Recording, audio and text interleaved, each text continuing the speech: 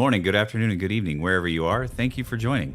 At CIQ, we're focused on powering the next generation of software infrastructure, leveraging the capabilities of cloud, hyperscale, and HPC. From research to the enterprise, our customers rely on us for the ultimate Rocky Linux, Werewolf, and Apptainer support escalation. We provide deep development capabilities and solutions, all delivered in the collaborative spirit of open source.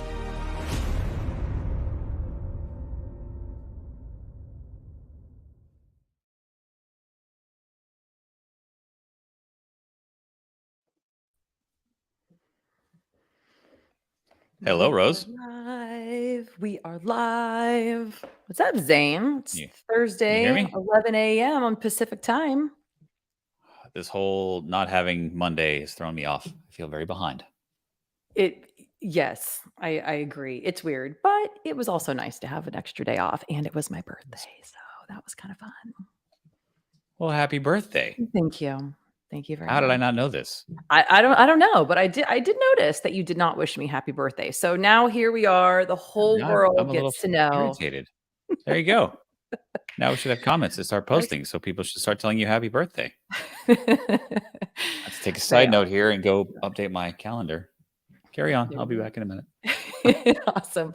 Well, hello, everybody. Thank you so much for joining us. You know, we always like to have a little banter back and forth as we kind of get into the groove of what we're talking about here today, which is actually a very exciting topic. It's probably one of the topics that we get the most action and activity and interest and watches and likes and comments and all of that kind of stuff is when we start talking about containers. So this is part of our container education series. If you are new to us, hello, we do this every week. We do something like this. And today we're going to be talking about Apptainer MPI benchmarking. So if you don't know what that is, stay tuned. We're going to talk all about it. And if you're like, heck yeah, I need to know more about this, we are going to bring on a couple of very amazing, very smart human beings that are behind the scenes here. If you are ever doing any work in Apptainer, you go into the Slack channel, you're, in the community, these guys are there helping you. And then of course they work at CIQ, like creating really cool things. So, hey guys, welcome. Yeah, thanks, Rose. Happy birthday, Rose. Yes, thank you. I also joined Zane in updating my calendar, so we have to wait until next year to see if I remember. Okay. A whole year. No, you'll remember. I'll remind you. I'll remember this, and I'll come back and remind you. Right, exactly. Good. Okay, so I did my job. I shamed everybody, and now we can move on. Absolutely. Very much so. Jonathan, cool. Dave, it's good to see you again. Yeah, likewise, Zane. I feel like I haven't talked to you since yesterday. Yeah. There's a reason that you feel that way. It's an accurate statement. It happened.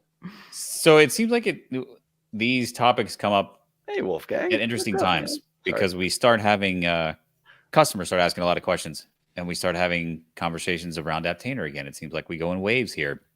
A lot of stuff's been coming up about MPI and Apptainer lately, so I am really excited to hear what you guys are going to talk to us about today. And I have looked at the outline, but why don't you give us some context, Jonathan?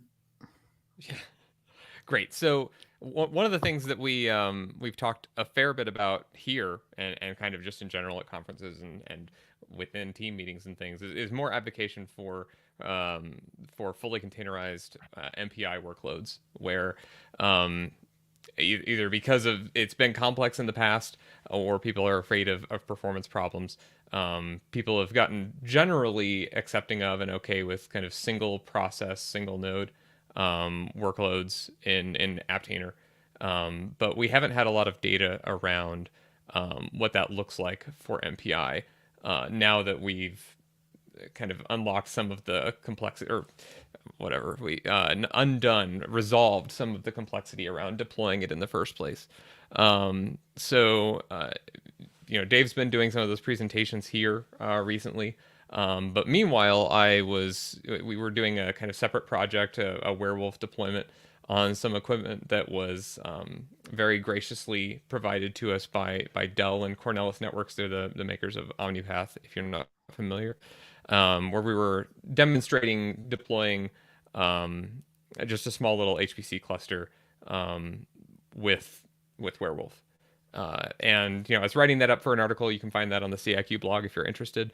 That deployment went pretty well, and does I think a good job of showing how simple it is to get up and running. But the very end of that article was supposed to be, and look, you can run some MPI benchmarks, and we'll use this new MPI technique that we have. And I say new, we felt like we discovered it. We found at least one other group that was doing a similar thing with PMI, but that's great because it means more people are using Apptainer with MPI.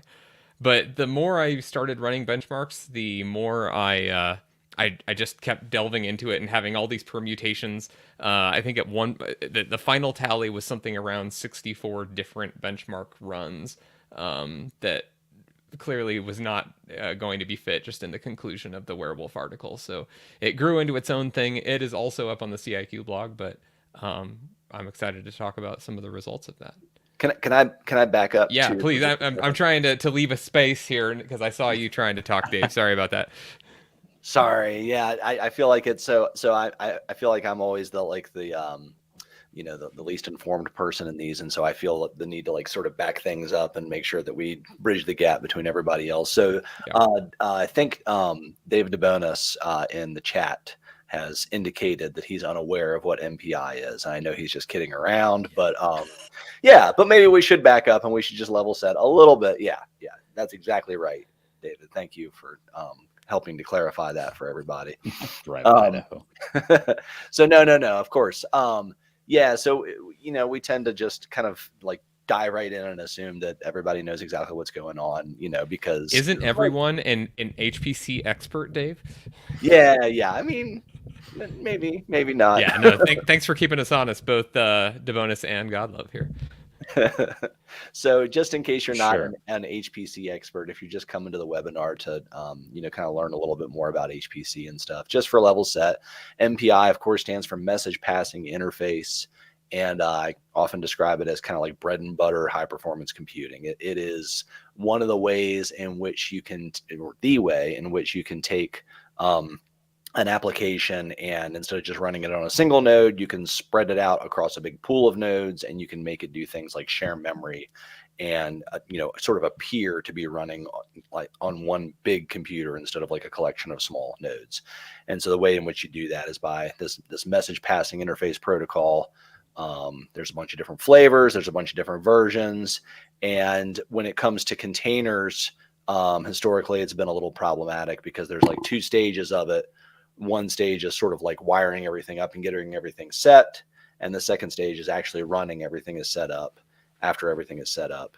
And so recently, in a previous recent webinar, we showed how to make that process a lot easier by using something called PMI, which is a standard for the wire up part of that I just kind of described. And so now the next logical question, as Jonathan, to kind of bring it back to what he was talking about, is that so now the question becomes, okay, well, in high performance computing, the P is for performance. If you're containerizing this stuff, does that negatively impact performance at all? And so that's kind of helps the level set a little bit. Yeah, so like Dave said, there's MPI, which is kind of a loose standard with a consortium around it that helps define what different versions of the specification need to be able to do and how programs will be built against it. And then there's a number of implementations of MPI. And in this testing, what we'll be talking about today, I focused on what I think is kind of the three primary open source variants. There's MPitch, which comes out of Argonne National Lab, OpenMPI, which actually, now that I'm saying it, I don't know where OpenMPI comes from. But it's hard to say which one of these is more popular. Those are the big two to me. It looks like Dave's going to go Google where OpenMPI comes from. Not if I get to it first. Excuse me. And then MVAPitch or MVAPitch. I'm not 100% certain, but that comes out of OSU. And that is particularly notable to me because they also develop a suite of benchmarks, the OSU micro benchmarks suite, that they use in the development of their MPI implementation. And we then used as well. And so we used 3 of the benchmarks there. One is their OSU BW or bandwidth test, and one is their OSU by BW or bidirectional bandwidth, where it's sending messages in both directions at the same time. And then their all-to-all, which I used as just a baseline latency test. And yeah, the results were interesting. But when you have 3 different implementations and 3 different tests, and then a bunch of different circumstances that you want to test them in, it gets complex real fast. Keeping track of all those results and making sure they're all running exactly the same way, and you just get a whole bunch of different benchmarks runs and variants. Dave, have you found out anything for us yet? So the Wikipedia says that OpenMPI represents a merger between 3 well-known implementations: FTMPI, which came from University of Tennessee, LAMPI from Los Alamos, and LAMPI from Indiana University. Okay. So I had heard that before, that it was a merger, but I didn't know even then of what. So that's great. And then there are a couple popular, somewhat proprietary implementations of MPI as well. There's Intel MPI, which I think is really a fork and variant of MPitch. And then IBM has one that that I think they're currently calling Platform MPI. And I think that's a variant of OpenMPI, but I'm not 100% certain of that. I'm more certain of Intel MPI being MPitch. But Dave was talking about wire up, and historically each of these have packed an MPI run or MPI exec application that does things to SSH out on all of the nodes that are in your job, and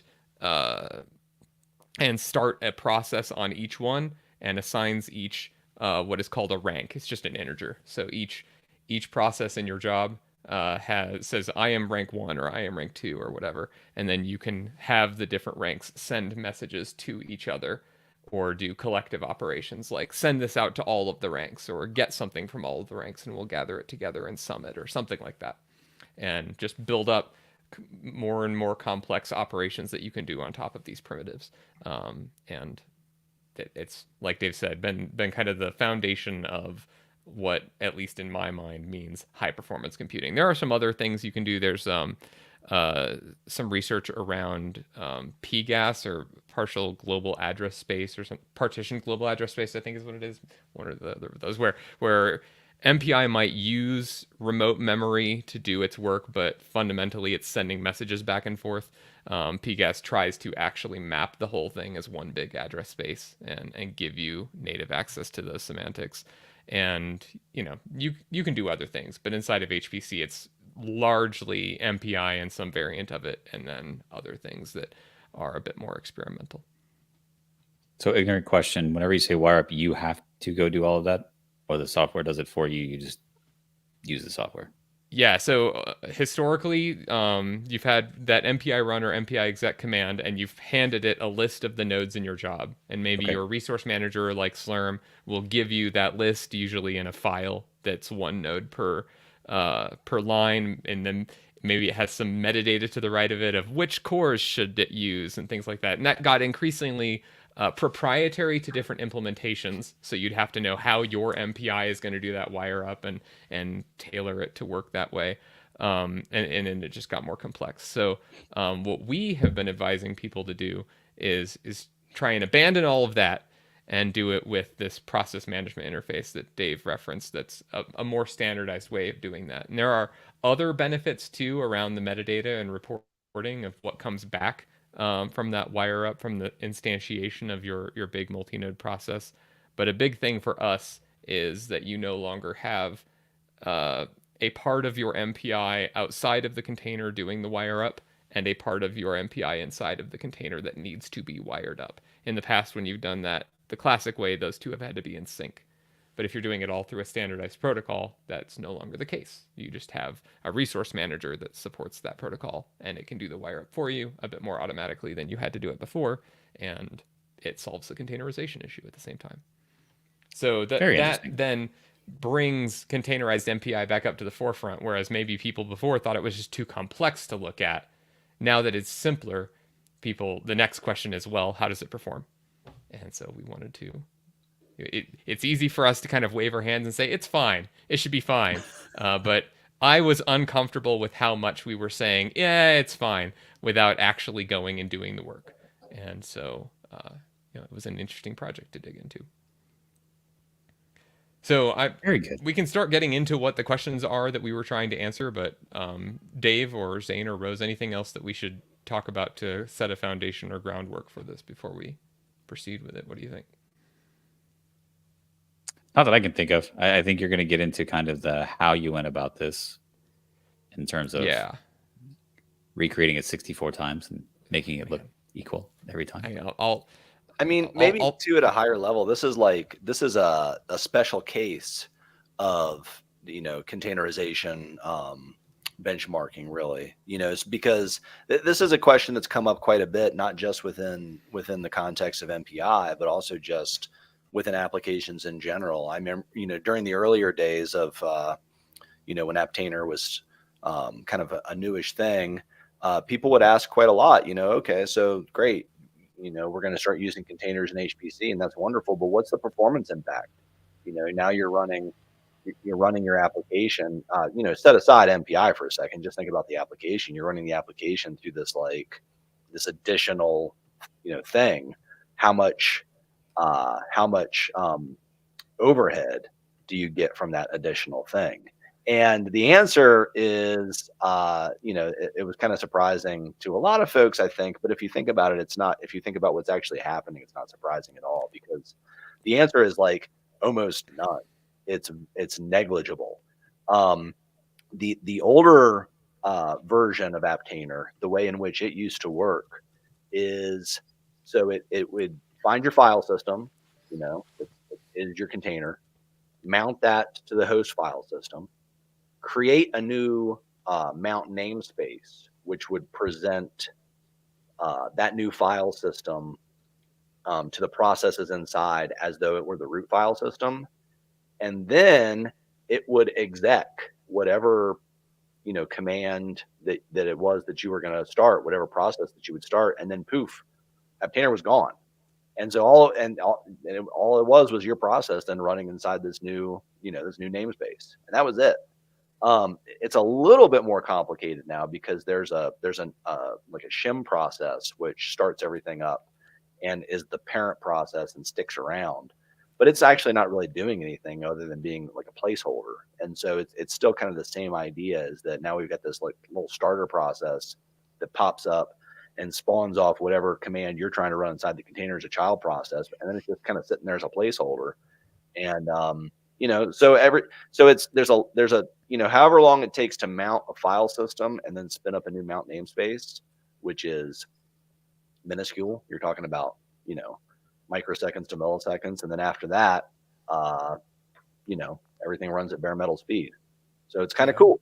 And I think people come to this with expectations from virtualization, right? And they're used to thinking that anything that maps one system inside of another is in some way nested, and that there's a layering and an overhead effect of doing that.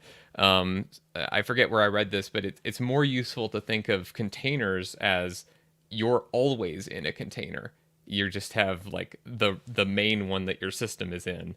And this is more about, you can have more of those. They're not so much stacked on top of each other as it is just a way to tag things and say what resources they have access to while they're running. I'm going to hold on to that. I like that. Yeah. That's true. It's just whatever names. I mean, it's all managed by the kernel, and it's just namespaces in the kernel. Yeah. And it's increasingly so. One I saw, I think it was a talk with one of the BSD developers that was, because that was where a lot of this work first happened, at least in the open source sphere. Maybe Solaris was doing it too. But BSD had the whole jail system. And when they were namespacing different parts of the kernel so that you could start up a whole network stack and attach it to a jail and then tear it back down again. And they were discovering things like no one had ever had to shut down a network namespace before without shutting down the computer. And they kept finding things that when you tried to shut down that part of the kernel, it wasn't cleaning up after itself properly because it had never had to do so. But that's the work that's been going on inside the kernel. It's not actually a layer cake like it feels like it is. Yeah. So it's cool. And we're here to give people a little bit more of a warm and fuzzy around feeling good about running their HPC codes in a container, because our results are pretty positive. Do you have a question, Rose? Or a comment? You guys are kind of like went around answering it as I was thinking of, my questions were just kind of, pretty simple. Like, how do you know that it's negligible, Dave? Yep. Right? Like, how do you know? Who cares? And what is like the actual benefit of using a container? Great question. Yeah, so I think we kind of talked a little bit about the, why do we know it's negligible? Because number one, because we can understand the architecture, and number two, because we, understand the architecture is one thing, but actually doing the benchmarks and making sure it is another. And that's both been done. Like, I think your second question was like, who cares? Who cares? Yeah. Yeah. So that's like scientists who are when you get deep into like really big high performance computing codes, milliseconds matter. If you're burning some cycles on something else in addition to your code, that adds up over time. And so people who are like, doing, I don't know, big molecular dynamics simulations, or maybe big weather modeling simulations, really big, probably, all kinds of DoD stuff and things like that, but really big simulations that take up a lot of the system. It's important to wring every single cycle out of the system. And so that's who cares is research scientists who are really trying to wring the most out of HPC systems. And then your third question, what was it? So, oh yeah, just like the benefit, because I mean, obviously you can do this without containers. Oh yeah. The benefit. Yeah. So I would say the benefit of containers in general is just make it easy, right? And this is a benefit which has been largely absent from using containers with MPI workloads for a while, because it hasn't really simplified your life to a great extent. So one of the benefits of containers is once I get the hang of containers, I can install stuff inside containers much, much easier than I can install stuff on my HPC system. And that's ease of use. And then portability. Once I install it once, I should be able to grab that container and pull it to another system. Or if my admin updates the system, I should still be able to use my container, that kind of stuff. Those benefits, until, if you weren't using the workflow that we've been advocating recently, were largely absent for MPI workloads, because it wasn't easier. You had to go and figure out exactly what was installed on your system and match it. And that was very complicated and stuff. And it wasn't portable, because once you installed it for a bespoke system, you couldn't move it around anymore. But yeah, if you're able to use this PMI kind of trick that we've been advocating recently, then yeah, it makes your containers easy to install, portable, shareable, all that kind of stuff. And so those are the benefits, and they come without any cost of performance, basically, as Jonathan's going to show. Ooh, we get to see something? Oh yeah. I've got graphs. So awesome. So the questions that I like I said, this started blowing up, and I just was asking question and question and question. Like I actually ran more tests than I ended up graphing, because there was just, I was interested and curious. But the things I decided to focus on for the purposes of the article and what I think is interesting here, the first was, does performance differ? Do we see a performance delta just on a Rocky Linux 8 environment if we run on the host or a container? And because the graphs for these are together, I'll talk about the second one as well. Does the performance change if that container is a Rocky Linux 9 container? So the first of these is just the containerization question. Do we see a performance delta for containerization versus bare metal? So I had this Rocky 8, 8.6, I think, cluster, and I tried to match exactly a Rocky 8.6 container as well to see just isolating containerization, and then also a Rocky 9, 9.2 latest container with the same application built the same way inside of it, running that way. And let's get this. I should have shared this before. Here, and there and here. You do sound better, by the way, Jonathan. Your Excellent. voice is coming through clearly. Okay. Yeah, I just had it a little bit further away, I guess. Mm-hmm. Excellent. So yeah, these were our results with bandwidth. So our blue line here is the performance on the host. These tests were run with MPitch. So blue is the host, red is the container, and then yellow is the 9.2 container. And we see a little bit of variance here. But one thing to admit is just the limitation of our testing methodology here. These are pretty light results.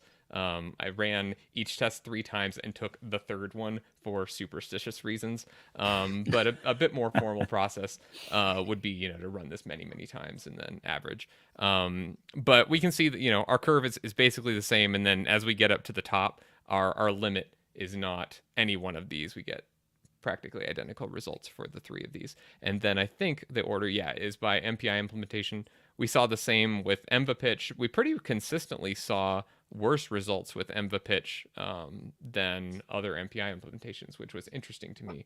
And I shared that with Cornelis and never found an explanation for it.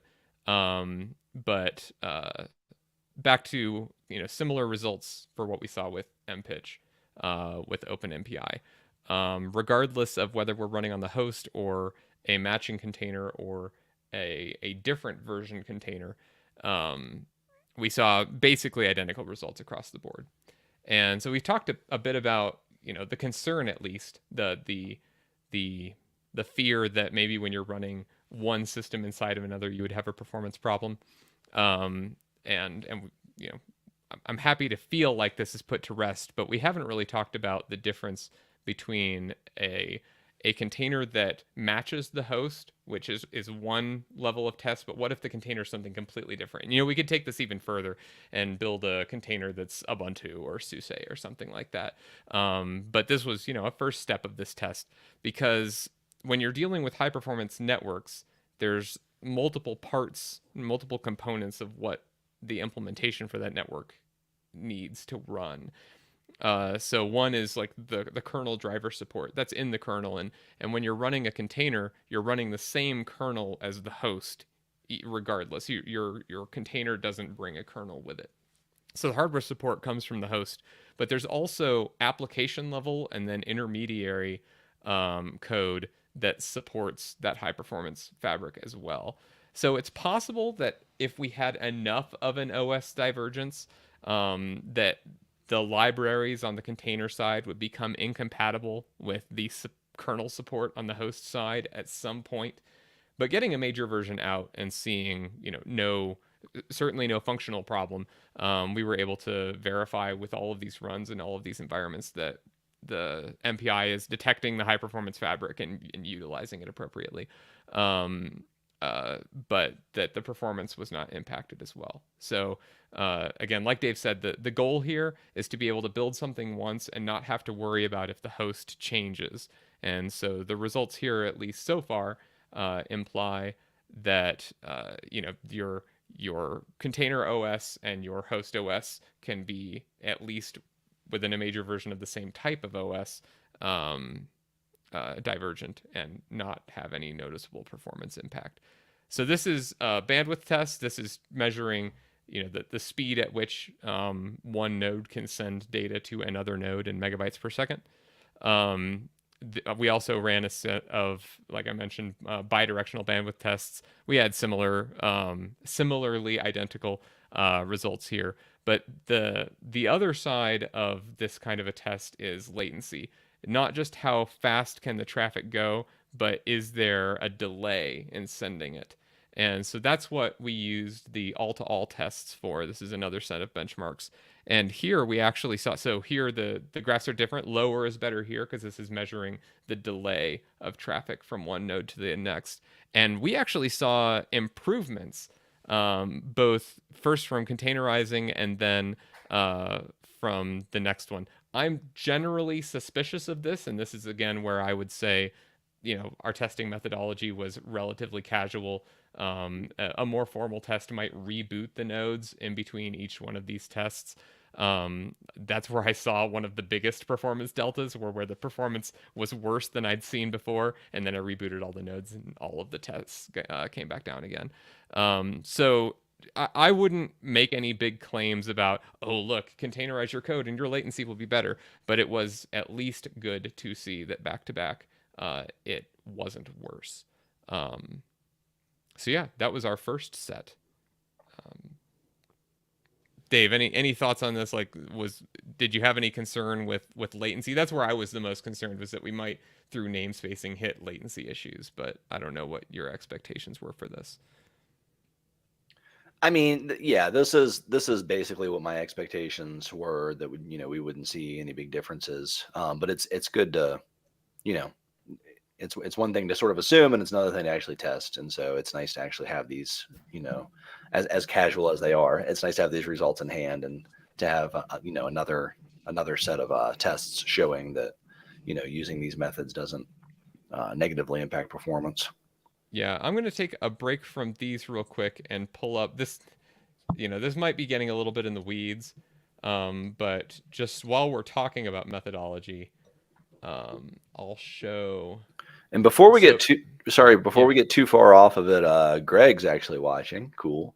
And he's got a few comments. He's got some ideas about maybe those differences in latency might not be artificial, and there might be some reasons why they might be some real differences, some real improvements in latency when you containerize your code.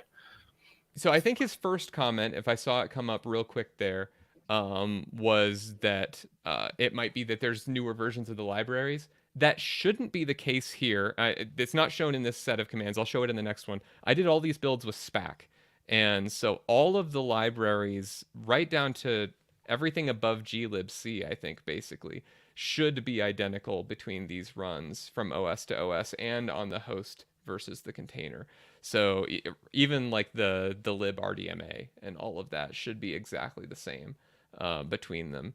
But here's real quick some of the ways that I ran these. So I'll go up to the top. So here's like the bare metal tests that we ran for mpitch, the bandwidth test. So we're running this on a Slurm cluster. I made sure that we were always running on the same nodes, so we didn't have node-to-node variance between two sets of tests. We're using PMI to do the deployment. And then using SPAC to, like, part of the job is loading up SPAC. This is the non-containerized version. So we're just loading SPAC in there, and then accessing like this build. This is the spec that I used to do the build, and then running OSU bandwidth out of it, and then by bandwidth, and then all to all. And then we have a variant on the all to all that we'll talk about a little bit later. And then the same test for containers. There's mpitch in a containerized environment. So here we have a container that had already built it. So I didn't have to specify which SPAC spec to run, because there's only one inside of this container. But as we've demonstrated before, we're able to just execute this Apptainer CIF as an application, and then the way these are built, we're able to refer to the benchmark that we want to run inside of that container that was built in with it. So with these, again, we're running on the same two nodes. Everything else about it is the same, except for instead of loading up SPAC on the host and executing the benchmark out of that, we're referring to this container and then running the benchmark out of that. And then I mentioned SPAC, so I will switch to that. We've published all of these on the blog article that it has gone up today as well, and I expect will be linked in the description of this video too. If not, we'll try and get that to be the case. But here, let's see what happens if I do this. Great. Is just the full spec, both what we asked for and what we got, so that anyone who wants to replicate our results can see exactly what we ran. So the way SPAC works, you say what you want to build, and you specify it with as much or little detail as you want, and then it what it says concretizes that specification into exactly the versions and exactly the options for each dependency in this tree that it goes down. So if you're interested in our results, you can try building these with, we say in the article what version of SPAC we built with as well. I won't make it up right now, but you can go pull that exact version of SPAC, generate these exact same packages, and test in exactly the same way that we did. One thing that's worth noting as well, while we're talking about containers being something that's portable to different environments, we made sure that these MPI benchmarks had access to OPX. It's a little small there. I'll see if I can. There we go. So OPX is the libfabric provider that supports Omnipath, but we also built in support for verbs, which is where you would get more general InfiniBand support as well. So this same container should run with expected performance on either an Omnipath or an InfiniBand cluster without modification, which is pretty cool. That's kind of the dream, is that you could just push this up and then anyone could pull it down and run it and it would execute. This brings up an interesting question that I've had too, and I don't think this is one of the sets of benchmarks that you ran, so I apologize to be just like throwing it out of left field. But one question that I've had is there a performance impact for using libfabric?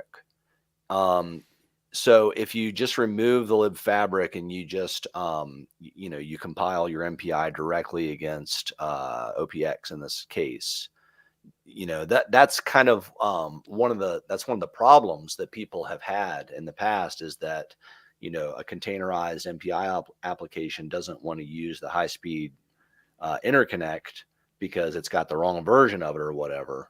And that's the reason why libfabric helps get you around that problem and makes your container portable and easier to install. But does it come at any performance impact? Yeah, so a very long ago version of this article, when it was still the conclusion to the werewolf article, included that conversation, because OpenMPI had support. So before OPX, there was PSM2, I think is what is the right one. There's too many acronyms, but I think that's what it was. There was a protocol for Omnipath that predated OPX, or a libfabric provider. And OpenMPI supported both libfabric and also natively supported PSM2. And so I wanted to test OpenMPI in both of those cases. But OPX is only a libfabric provider. And in the meantime, current versions of MVPitch have also started using libfabric as well.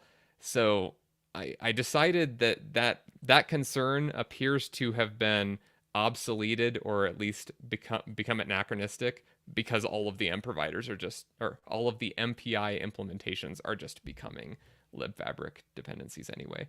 And it looks like new fabric support isn't getting built into OpenMPI except for through libfabric anyway. Or maybe something like UCX, but I'm still uncertain in my understanding of UCX. But it seems to be a really good thing.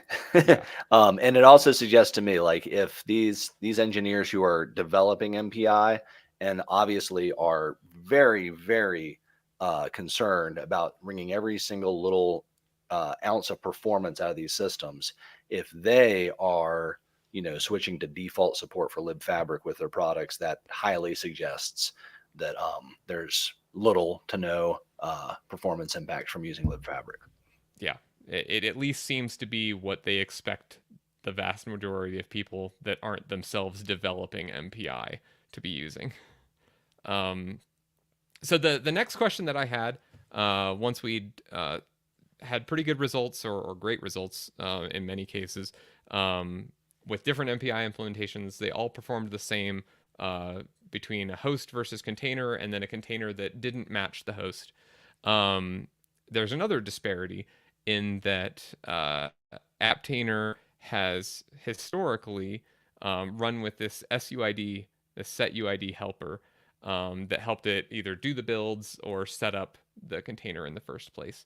And so I wanted to know if we saw any performance, I'll say problem, any reduction in performance if we were running Apptainer in its now default user namespaces mode. So Dave talked about this a little bit in the past. It used to be that you were mostly just a cheroot, and you didn't want to let that user be root inside of the container, because that's technically also the same root that would have been outside of the container, and there's security concerns there. So recent kernel support that's been added, I don't know, I say recent, for all I know it's 10 years old, but it lets you have multiple UID namespaces where there are multiple roots, and the root inside of your container is not the same root that's outside of the container.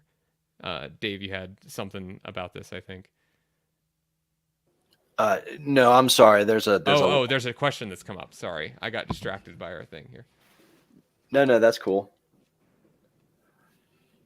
So, so you've tried the PMI method. I'm glad that you like it.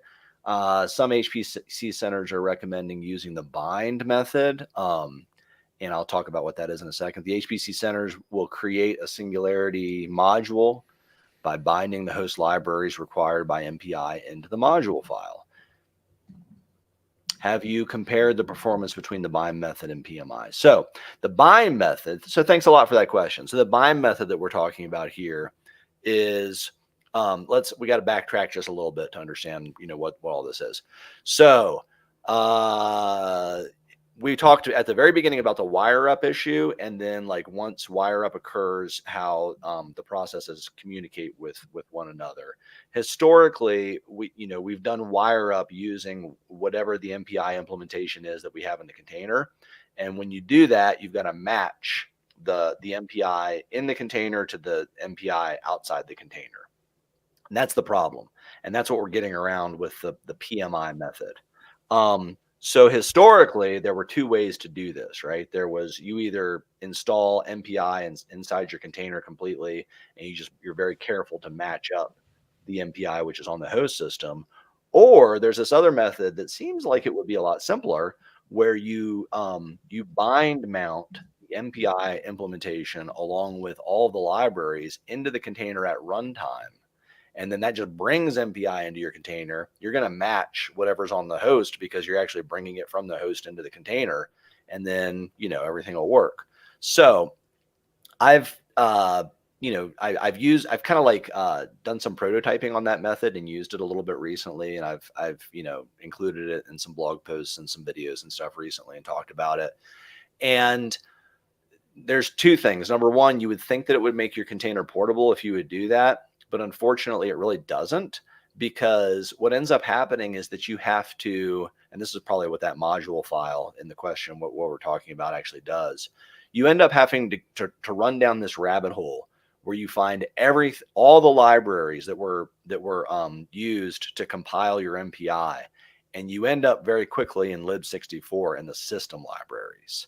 And if you start mounting those in from the host to your container, rut-row, your glibc inside your container better match the glibc on the host, or else you're gonna run into problems right off the bat. So right off the bat, that limits what kind of container you can use. And then secondly, here's this model. I've got a container that basically doesn't have anything in it. It's just like an empty container. I have an MPI enabled application. I have to compile that application on my host because I don't have any MPI inside my container, so I can't compile it inside the container.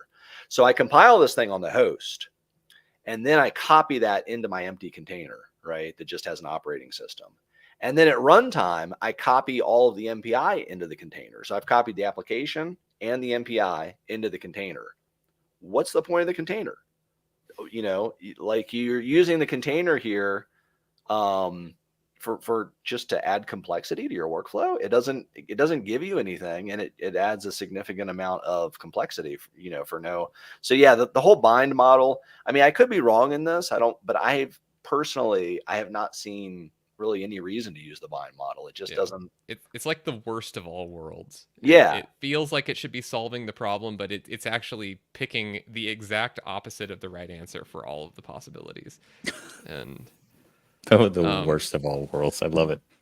To answer the question was, have we benchmarked it? No. All of our tests with the bind model have been about understanding the complexity and the cost benefit analysis in terms of whether it actually simplifies your workflow and how hard it is to get to work. If you have a bind model workflow that is working, I would definitely expect it to behave the same as the host, because it's the same MPI as the host, and then we've demonstrated that that Apptainer itself isn't introducing any real overhead. And in fact, it's a lot of the same system libraries as the host. Yeah, but you've tied yourself to the system. You can't diverge the OS from the system in the way that we just demonstrated. Almost certainly, you would not be able to run, let's say, a Rocky 9.2 container on a an 8.8 system within the bind model. Or maybe it would be worse the other way around, but you run into glibc conflicts like that real quick. In fact, we've been noticing that with the legacy fake root support inside of Apptainer, where if you didn't have user namespaces, it's trying to bring fake root in from the host. But if that fake root is built with a different glibc, then what's inside your container, it doesn't work. And so we're trying to improve that isolation and demonstrate that comes without any real performance costs, and the bind model, I'm sure it performs well, but doesn't give you any of the real containerization benefits. So we're here. I thought we wouldn't have much to talk about. We're getting close to time, so I'm going to summarize the last two questions, and then we'll talk about them together. So we have the set UID version of Apptainer. That's been kind of the way Apptainer and Singularity before it worked for a long time, where you have a set UID application that helps set up the container in the first place. I wanted to see if there were any performance problems with using Apptainer's new user namespaces functionality. So we have the same set of tests with the same MPI implementations to ask that question, and then specifically focusing in on user namespaces with we discovered an issue with user namespaces where more than one process is running on the same node. And there's a lot of technicality about why that was happening. Let me get the graphs up now, and we'll just start talking about it. So yeah, so timeout too, like real quick. So we are getting up on time, and so we hoped to be able to combine, I think, you know, the benchmarking that Jonathan did, and also kind of an issue with a bug that we have found recently, and kind of drilling down and figuring out exactly what that bug was. Yoshiaki Senda, who, you know, is another one of our SAs and is just like a complete rock star. He also published today a blog post going through all the details of this. And I'm kind of suggesting maybe we could just kind of preview it, and maybe we could save that for an actual, like, one of these webinars in the future. For sure. I wasn't planning to get into the detail of it. Just mention that it is an issue that we found. So let's talk quickly. You know, it's very easy to just say, and for this to be anticlimactic, the performance was not different between SUID and user namespaces. We saw the same for mpitch and mvapitch and OpenMPI, and then you know, for all of the benchmarks that we ran. I think we did see another slight improvement sometimes in the latency with user namespaces, but, you know, sometimes not. So again, I would chalk these up to just run-to-run variance that would have smoothed out with running multiple times and averaging, or maybe being a little bit more picky about cleaning up the environment between runs. This here, actually, you know what, I'm saying that, but now these results here appear to be different. So this was OpenMPI all. I'll need to review this because maybe, I don't know. This is not negligible, which does not match my memory. So I'll need to check the publication and see where this graph came from. So yeah, check in here again. Maybe we'll have a response in a pinned comment or something with the video. But the other was multi-node versus single node, or sorry, multiple processes on the same node. All of these tests so far have been one MPI rank on one node. And we had discovered a bug where if you had more than one MPI process on the same node, sometimes you had problems with user namespaces. And so Yoshi had discovered more instances where this comes up, I think especially with Intel's MPI. But in my tests, I only saw this happen with MVA pitch. And so it's not as obvious to see, but what you can see is if we got real zoomed in, we'd see that down here at very small message sizes, we have yellow results where we were running multiple processes on one node, 4 tasks on one node. But then at larger message sizes, those results just disappear because the benchmarks hangs at a certain point. And so a brief summary of what's going on here is that different MPI implementations will use different mechanisms for communicating between 2 processes on the same node. Rather than go out over the network and just come back in again, it tries to use something even more efficient, even more low latency to communicate between 2 processes on the same node. And this MPI is trying to be even more intelligent about it because it knows that one way of doing that is more performant at smaller message sizes, and another way of doing it is more performant at larger message sizes. So it switches over, and that new message size, or that new mechanism, that other mechanism, breaks in user namespaces. So that's a bug that we discovered in Apptainer, or that Yoshi discovered in Apptainer, or actually, I think someone else discovered it, but he's been there were several diagnosing it and digging into it. Yeah. Several members of the open source community raised GitHub issues about this. And I'm sorry, I don't have any of their usernames at hand, so I can't give them credit right off the bat. But yeah, Yoshi has been digging into the root cause of this. That's really what's been happening. And there are some proposed fixes that we have, some of which are workarounds, and you can read all about them in the article that he published today.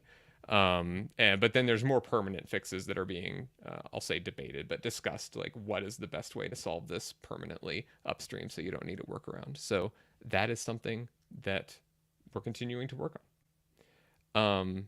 I see we have a question. This is the end of our results, but we can... Sorry, before we jump into the question, I just want to give a shout out. It looks like, I think Martin Kuma was the one who, I think that's who M. Kuma is, probably Martin Kuma, was the one who Yoshi is citing as giving the first bug report of this. Great. So, thanks, Martin. Awesome. I think it's Martin M. Kuma. Yeah. Thanks. Oops.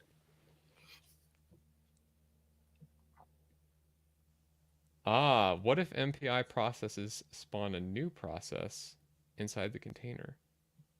So that's, it's easy for me to wave my hand and say I can't imagine that being an issue, but that was kind of what we were doing before we ran tests. That's not a specific test case that I knowingly targeted. I'd want to look into see which, if any, of the micro benchmarks might target that. Dave, do you have any thoughts on this?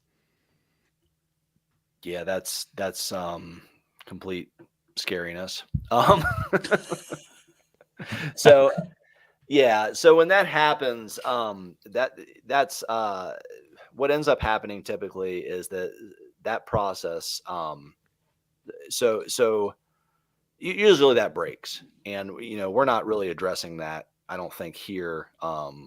With this at all. The reason that breaks is when you have a process inside the container which calls MPI exec or some other thing to spawn more MPI processes. When it does that, it uses SSH and it escapes the container. And so when the SSH command lands on the other nodes and tries to start the process, typically it can't find the process that it's supposed to start. There's been, in the past, I've played around with stuff like this. I've played around with one of the things that I've done, which I don't really suggest because it feels really, really gross and everything, is to actually just wrap the SSH command inside the container with a different command that actually calls Apptainer. So you can go in there and hack around at your container, and you can replace SSH or RSH or whatever the protocol is that it's using with another command, which will set environment variables on the other host and also call Apptainer on whatever command you give it.